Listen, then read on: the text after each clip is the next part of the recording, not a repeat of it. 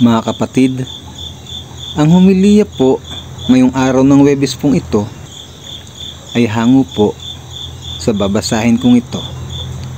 Lucas, Kapitulo 7, versikulo 36 hanggang 50. Binuhusan ng pabango ang mga paa ni Jesus.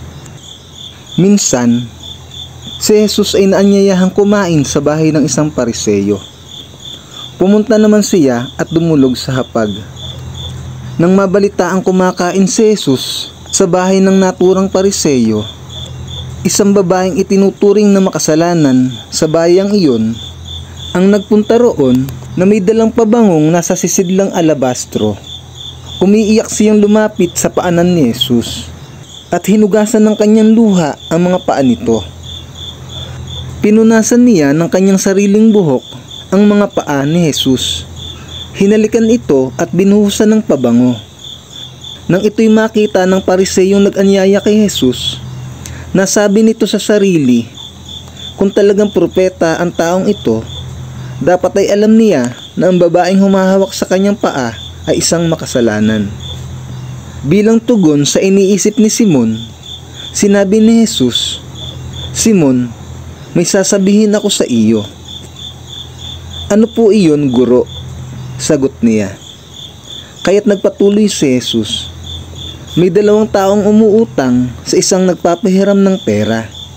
500 salaping pilak ang inuutang ng isa at 50 salaping pilak naman ang sa ikalawa. Nang hindi sila makabayad, kapwa sila pinatawad.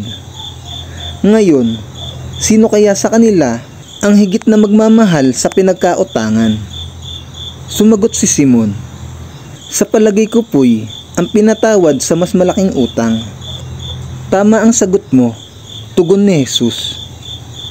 Nilingon niya ang babae at sinabi kay Simon, "Nakikita mo ba ang babaeng ito? Pumasok ako sa iyong bahay at hindi mo man lamang ako binigyan ng tubig para sa aking mga paa.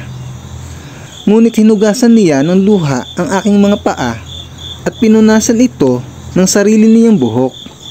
Hindi mo ako hinalikan, ngunit siya, mula nang pumasok ako, ay hindi tumigil ng kahahalik sa aking mga paa. Hindi mo nilagyan ng langis ang aking ulo, subalit binuhusan niya ng pabango ang aking mga paa. Kaya't sinasabi ko sa iyo, malaki ang kanyang pagmamahal, sapagkat maraming kasalanan ang pinatawad sa kanya. Ngunit ang pinatawad ng kaunti ay kaunti rin lang ang nadaramang pagmamahal." At sinabi niya sa babae, "Pinatawad na ang iyong mga kasalanan."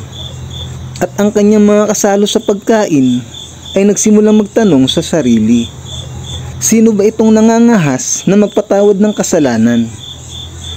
Ngunit sinabi ni Jesus sa babae, "Iniligtas ka ng iyong pananampalataya. Umuwi ka na." Ang mabuting balita ng Panginoon.